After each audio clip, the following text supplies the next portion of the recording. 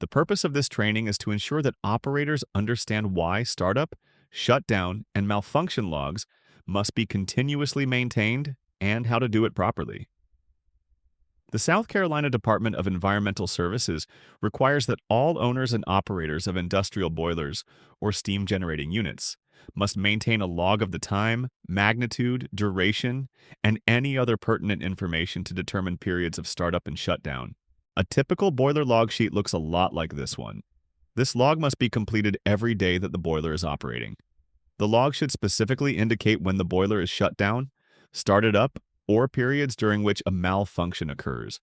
The boiler stack should be observed during the startup and shutdown process to record any unusual conditions such as smoke or visible gases in the log sheet.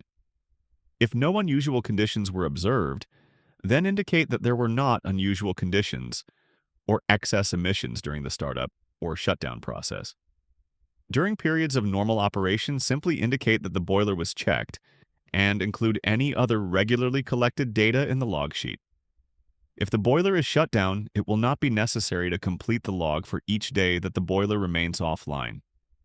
If the operator is not available to complete the log sheet because he or she is off, sick, or on vacation, then the operator will need backfill the log sheet to indicate that the boiler operated normally in his or her absence, or indicate if any reported or suspected malfunctions may have occurred during the period that they were not available.